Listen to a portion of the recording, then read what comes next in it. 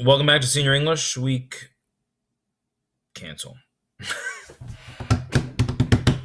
Welcome back to Senior English, October 7th through the 16th, I think. This is obviously a week where you guys have the SAT coming up, and as a result, I'm not going to be throwing too much stuff at you. So we're going to go over the plan, the agenda for those days. This will also include your remote-only day when no one's in school, so we'll talk a little bit about what that will look like. Oh, that's shaky. All right, let's go for it. So here we go. Let's minimize this. There it is. Beautiful Wakelet. Okay, here we go.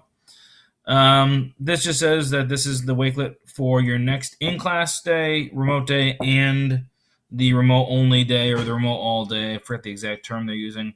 But basically, it'll cover you up through the end of next week. So here we go. When you're in class, here's what we're doing. We're going to be working on an activity called Slip or Trip. We're going to talk about claim, support, counterclaim, rebuttal, the kind of big parts of an argument that you're going to need to become pretty familiar with since it will be a pretty integral part of your senior essay. So we'll talk about that a little bit. If you are remote, you're going to please look those terms up if you don't know them. If you're not familiar with them, become familiar with them. Then you're going to be doing an assignment. It's not up here yet because this is still, it'll be done by tomorrow. But you're going to be reading a story. It's literally a half page. And looking at a picture and coming up with an argument, a claim about that story, supporting it with evidence that you find from the story, from the image, what have you, and developing a counterclaim that could support the opposing side, then rebutting it. And that will also be combined into a writing assignment. Nothing major. I'm not talking essay. I'm talking like a page that kind of explains your thinking. So that's what we're doing in class. When you're done with that, it's gonna be time to work on your the graded draft of your college essay. Now, depending on what period you have this, you might not have feedback from me yet. I'm sorry. If you're cohort 1, you will not have feedback yet. If you are cohort 2, you will have feedback. So you're welcome to try and do some self-edits and take a look at what you feel. Otherwise, you're welcome to just kind of take it easy because this will be kind of tacked onto the remote day. Graded draft, by the way, in case you were not sure, since this hasn't been formally assigned yet, is going to be due on, I'm trying to remember right now, Monday the 19th, because I want to do some peer revision that week, and we'll have more details about that upcoming. When you're remote, you're going to be doing a little bit of work with rhetorical appeals. That's ethos, pathos, logos.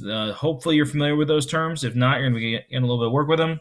You're going to do a quick Google form, like almost a mini quiz. It should be pretty easy, and obviously you're welcome to use the notes that I'm going to post on here and everything to complete that. So it really should be pretty straightforward. Once again, another thing that you really want to make sure you're familiar with, especially as we go into argument and as we go into argumentative analysis.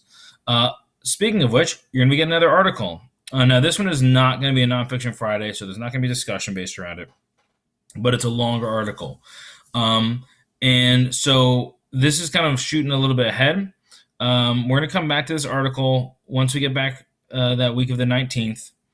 But I want you to read it, become familiar with it, because you are going to have a graded assignment. At this point, there'll be a little check posted here, as well as a actual grade assignment in class that we'll be doing with this article once we return. And then same thing as with the in-class, spend some time working on your graded draft if you can. Once again, if you are cohort 1, you will have feedback by the time you get here. If you are cohort 2, you will not have feedback. So work with what you got. If you don't have feedback and you don't feel comfortable working on those edits on your own, then feel free to take it easy and relax and do this step on your in-class day. Once you have the feedback, though, this really should be what you're spending some time on. And the all-remote day is going to be very straightforward. By the time you get to your all-remote day, I should have posted, assuming you turned your first draft in on time, I will have posted feedback to each and every one of you. Very much general feedback, hey, you really should elaborate on this, or maybe you should cut this, or, give me more of this, but maybe reduce, it'll vary by each of you. But my goal, as I said here, is 3 points I wanted to try and get across over the course of my feedback. Is areas that were strong that should be focused on, areas that could become strong should be elaborated on, and areas that should be cut in order to get you really to a focused story. Think of it like the sculptor with the big block of clay. We got to cut it back down to the pretty stuff in underneath. So that's what I'm doing there. Using that feedback, I want you to go through, edit that stuff that you edit will become your graded draft. And then next week we'll start working on peer revisions and whatnot else. On that day, I will be on Zoom if you have any questions. So if maybe you don't understand a comment I made, or you made a change you want to run it by me, or see how it goes, I'll be on Zoom.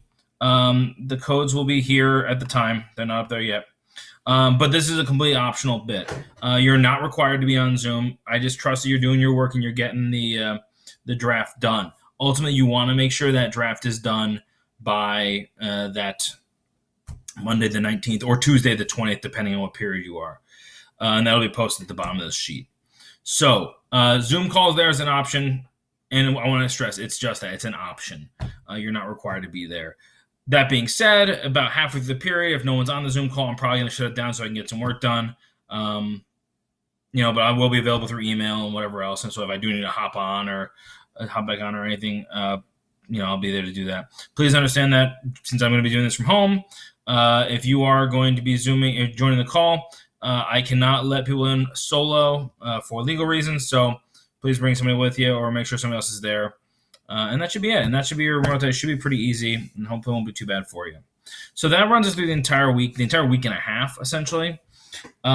Should be pretty straightforward. I'm not trying to push you guys, especially with the SATs this week. I know it's a pain in the whatever body part you want to describe. But it's something that we got to do. I know a lot of you are doing this for the first time, and I think you'll do okay. And when we get the results, if we decide we want to do a little focused SAT prep in case people want to take it a second time, we can talk about that at that point. But that's details for the future. At this point, college essay grade draft, and ethos, pathos, logos, parts of an argument. That's what we're really focusing on as we begin to transition to the senior essay. Obviously, not done with the college essay yet, but we're getting there. So that's going to wrap it up for me on this video. Hopefully this helps you out a little bit.